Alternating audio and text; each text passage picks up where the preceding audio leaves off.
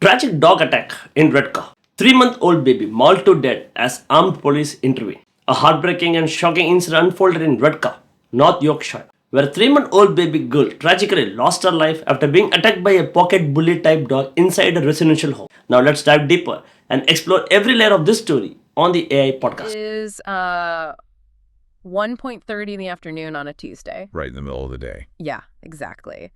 The neighborhood is deep into the school holidays, so, kids are likely playing in their gardens, people are going about their normal midday routines, and the street is just entirely quiet. Just a completely normal afternoon. Right, because the baseline expectation of any community in that exact moment is safety. You expect the walls of the houses around you to contain whatever is happening inside them. Mm-hmm. You assume that boundary holds. Exactly. But then, in an absolute instant, a Redcar neighborhood was thrown into a literal terrifying standoff. Yeah, it's just an incredibly jarring shift. Today, we are focusing on a single source, which is a deeply sobering news report detailing an incident at Hardale Grove in North Yorkshire. We're looking at a fatal dog attack involving an infant. It's a really tough topic. It is. It really is. But our mission in this deep dive is to thoughtfully examine the sequence of these events, the immediate psychological impact on the bystanders who were trapped in the middle of it, and, the mechanics of the incredibly swift law enforcement response that followed. Looking closely at these moments of sudden crisis is, it's essential, really, when a localized emergency shatters that baseline of safety you mentioned, the way a neighborhood reacts, and how authorities regain control of a volatile environment. It tells us a massive amount. Yeah, about human instinct and threat assessment, right? Exactly. It reveals so much about tactical threat assessment and the deep complexities of the legal aftermath. And for you, the listener, understanding how these unpredictable emergencies unfold is absolutely crucial. It moves the concept of public safety away from just being some abstract idea. It grounds it in reality. Right. It anchors it in the harsh reality of how communities and authorities actually function when they're confronted with an immediate biological threat. So, okay, let's unpack this. Let's start with the timeline and the dynamics of the environment where this tragedy originated. Yeah, to really comprehend the scale of the public panic that eventually consumed Hardale Grove, we have to start by analyzing the core of the event, and that began entirely indoors. Behind closed doors, yeah. Based on the reports, this occurred on April 9th. It's a residential property, midday. And the victims involved, they represent the absolute most vulnerable demographic imaginable. We're talking about a 3-month-old baby girl. Yeah, just heartbreaking. It is. She tragically lost her life due to a suspected dog bite. And a 31-year-old woman also sustained arm injuries from the dog and actually required hospitalization. And we should note, the animal involved is specifically described in the documentation as a pocket bully type dog. Which brings a very specific physical dynamic to the situation. But let's look at the actual scenario inside the house before this spilled into the street. The baby didn't live at this property, correct? Right, that's what the reports indicate. She was being cared for by a family friend at the time. So, from a purely mechanical standpoint, how does the sudden introduction of an apex-level threat alter the dynamic of a temporary caregiving environment? Well, what's critical to understand here is the concept of environmental familiarity and spatial control. Okay, break that down for me. Sure. So, in a standard domestic setting, an unfamiliar environment inherently increases your vulnerability. When a caregiver is suddenly confronted with a highly aggressive animal, the physical space itself just becomes a trap. Because you don't intuitively know the layout as well as your own home? Exactly. Living rooms and kitchens are not designed with escape routes or defensive barriers. So for the emergency dispatchers who are receiving those initial, urgent reports of a child in danger, the adrenaline spike is immediate. Because they know what they're sending people into. Right. They recognize that the architecture of a home actively works against a trapped victim. The responders aren't just walking into a standard medical emergency. They're walking into a hot zone. They are attempting to breach a confined, hostile zone where the threat is dynamic and entirely unpredictable. I want to push back on the legal framework surrounding that specific setup, though. If the infant was just visiting and under the care of a family friend, how does the law eventually untangle the web of responsibility in that split second? Oh, it gets incredibly complicated. Because you have a homeowner, a temporary caregiver, maybe an actual dog owner who isn't even there. When the environment suddenly turns lethal, who is legally obligated to control the threat? You are hitting on the exact complexity that the authorities are forced to unravel later. The law doesn't just look at a static title of owner. It looks deeper than that. Yeah, it looks at proximity, control, and the immediate chain of custody over the animal. When a dog escalates to violence in a home where multiple adults might be present, or where the actual owner might be absent entirely, the investigation has to reconstruct everything. Literally second by second. Exactly. They have to reconstruct the exact seconds leading up to the attack to determine who possessed the physical capability and the legal duty to intervene. Wow. And the tragic thing here is, before anyone could even begin to ask those questions, the containment of that house completely failed. Right. The threat breached the perimeter. The situation escalated from an unimaginable private nightmare into an active public hazard. At least one of the dogs managed to escape the property entirely and began running aggressively through the residential streets. And the moment that animal crosses the threshold of the front door, the geometry of the entire neighborhood changes. It completely flips. It goes from a contained incident to a mobile, unpredictable threat vector roaming a populated area. And the terrifying audio landscape that the neighbors were suddenly thrust into, I mean, it's almost impossible to overstate. According to eyewitnesses on Hardale Grove, residents suddenly heard desperate screams echoing down the street. It's absolute panic. Yeah. People were shouting, "Help the baby!" And a woman was heard screaming, "Get the baby!" I have to tell you, just reading those quotes makes your stomach drop. If we connect this to the bigger picture, the psychological toll on those bystanders is profound because of a fundamental cognitive dissonance. What do you mean by that? Well, human beings are biologically hardwired to respond to the distress cries of a child. It is an evolutionary trigger. Your adrenaline spikes, and your absolute first instinct is to rush toward the sound to neutralize the danger. Right, you want to help. You have to help. But those neighbors were simultaneously confronted by a physical, aggressive threat roaming the very path they needed to take to help. They were completely paralyzed. Exactly. It's like an instantaneous, unscripted lockdown. You have ordinary citizens just going about a quiet Tuesday, suddenly forced to barricade themselves inside their homes. Looking out their windows, completely helpless. Yeah.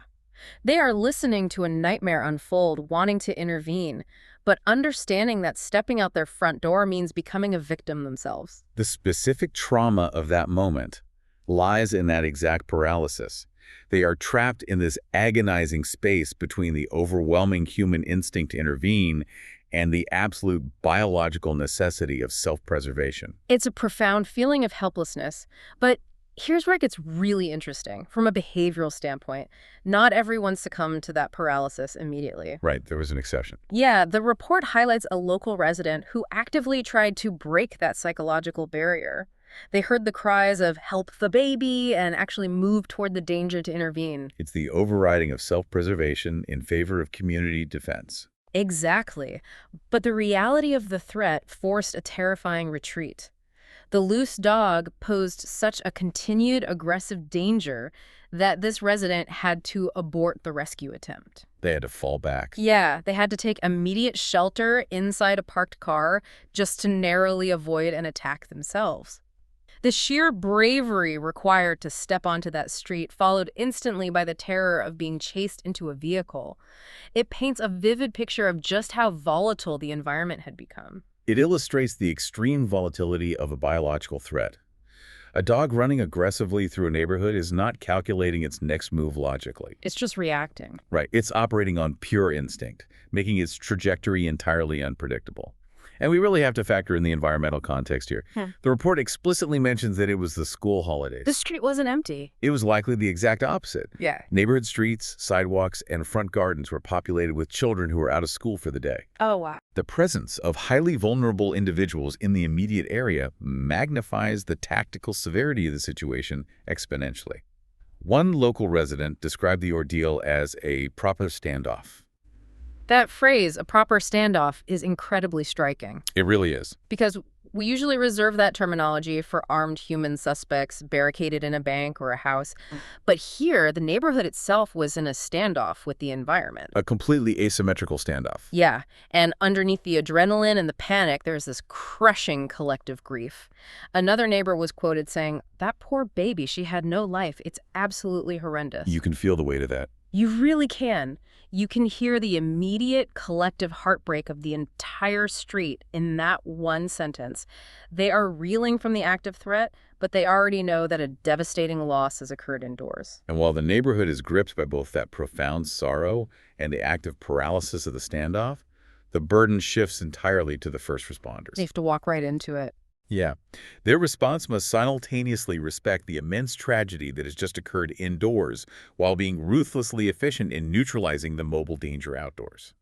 Which brings us to the actual intervention. The report notes that multiple ambulance crews and armed police officers rushed to Hardale Grove.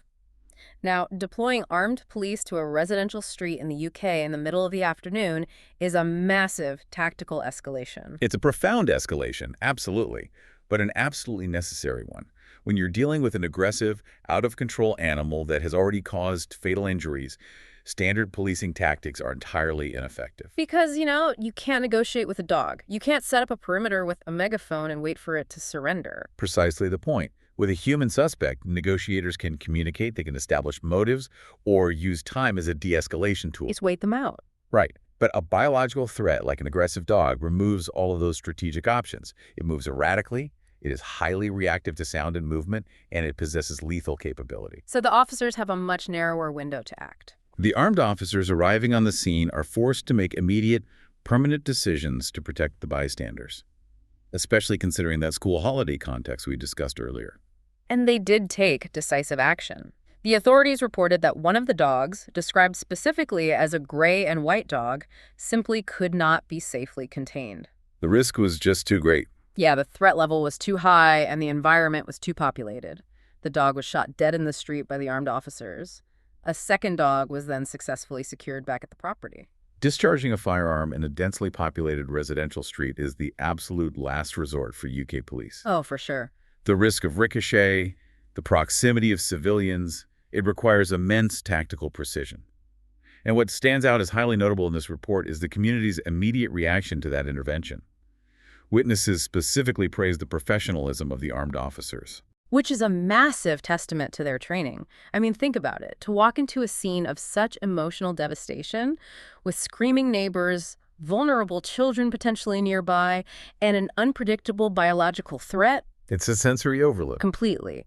And to manage the lethal force so cleanly that traumatized witnesses actually take the time to highlight your professionalism, it shows an incredible level of situational control. They kept the public at a safe distance and ended the standoff. And following the neutralization of the immediate threat, the entire nature of the scene transforms. The adrenaline drops. Yeah, it shifts from an active kinetic emergency to a meticulous, complex legal investigation. The police subsequently arrested a 45-year-old man on suspicion of being in charge of a dangerously out-of-control dog that caused fatal injuries. Right, and he has since been released on conditional bail as the investigation continues. So what does this all mean? The 45-year-old man arrested, the specific wording of that suspicion, and the use of conditional bail. It feels like the police are carefully building a framework of liability. This raises an important question regarding the legal concept of accountability. Notice the precise language they used. Suspicion of being in charge of a dangerously out-of-control dog. Not necessarily the owner. Exactly. Under the law, ownership and immediate control can be two completely separate legal burdens. The investigation isn't solely about the physical actions of the dog on the street. It is about establishing the chain of human responsibility inside that house before the dog escaped. Because as we established earlier, the 3-month-old infant was being cared for by a family friend. Which means the investigators have to map out a highly complex domestic web. Right. Who owned the dog? Who was physically present in the room when the attack began? Did the person in charge of the dog take reasonable steps to prevent it from accessing the infant? Those are tough questions to answer after the fact. Very tough.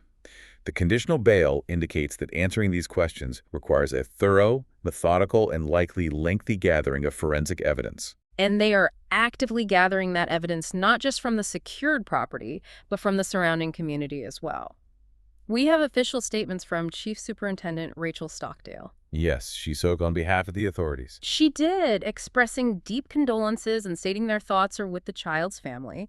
She crucially urged the public to respect the family's privacy during this devastating time. But she also made a very specific modern appeal for evidence. Right. Officials asked for anyone who might have witnessed the incident to come forward, but they placed a really heavy emphasis on securing relevant footage. Specifically, footage captured on mobile phones, dash cams, or doorbell cameras. This changes the entire mechanism of how authorities reconstruct an emergency today. They aren't just relying on traumatized human memory anymore. No, they're building something much more concrete. They are creating a digital geofence. Every single doorbell camera or parked car's dash cam acts as a chronological tripwire. A doorbell catches the audio of the exact second the dog escaped. A dash cam catches its trajectory down the street. It pieces the puzzle together. Exactly. The authorities are pulling these digital assets from the neighborhood to build a multi-angle, completely unassailable timeline of the chaos. And that's so important because human memory in a crisis is notoriously fragmented. Adrenaline severely distorts the perception of time and sequence. 5 seconds can feel like 5 minutes. Exactly. So by layering digital surveillance over witness testimonies, the police can surgically separate the objective reality of the timeline from the subjective terror experienced by the bystanders. It grounds the investigation in facts. Yeah, this ensures the legal accountability we discussed earlier is based on irrefutable mechanics, not just panic. Let's pull all these threads together and summarize what we've uncovered today. We started with the heartbreaking sudden loss of a 3-month-old baby girl inside a residential home on Hardale Grove. A stark reminder of how quickly a familiar domestic space can become hostile. It really is. And we explored the terrifying ripple effect as that violence breached the walls and spilled into the streets, forcing neighbors into an agonizing psychological standoff. They were just completely torn between the instinct to help and the reality of a biological threat. We also broke down the tactical reality of the law enforcement response. We looked at why an animal threat requires a fundamentally different, immediate escalation of force compared to a human suspect. And how those armed officers managed to neutralize the threat with enough precision to actually draw praise from a highly traumatized community. Right. Finally, we examined the complex legal aftermath. The arrest of the 45-year-old man, the nuanced legal definition of being in charge of a dangerous animal, and the way modern police use neighborhood surveillance to build an airtight chronological map of an emergency. Through every phase of this incident, the recurring theme is the absolute, instantaneous disruption of safety, and the intricate mechanics required by both the community and the state to process a sudden loss of life in such a violent public manner. For you listening, it is an incredibly sobering look at the realities of emergency response. It emphasizes the importance of community vigilance, while also underscoring the profound need to respect the grieving process of the family involved, just as the chief superintendent requested. Absolutely. Because when a localized emergency like this tears through a neighborhood, the damage isn't just physical. It leaves a lasting psychological imprint on every single person who heard those cries, every responder who breached that house, and every neighbor who had to lock their doors. The healing process for Redcar, and specifically the residents of Hardale Grove, is going to require immense resilience. It absolutely will. As we wrap up this deep dive, we want to leave you with a final thought to mull over, building directly on that police appeal for dashcam and doorbell footage we just discussed. It's an interesting angle to consider. Given how heavily modern law enforcement now relies on civilian cameras to piece together the objective truth of a tragedy, how does the constant presence of neighborhood surveillance change the way local communities process and recover from collective trauma? When the event is essentially recorded forever. Right. When the most terrifying day of a neighborhood's life is permanently recorded from a dozen different digital angles, does that digital memory make it harder for the community to finally move on? It is something to think about. Thanks for taking this deep dive with us. Okay, one question for you. What exactly led to such a tragic loss of life? And were there any warning signs about the dog's behavior before this fatal attack? Don't forget to comment it. Thanks.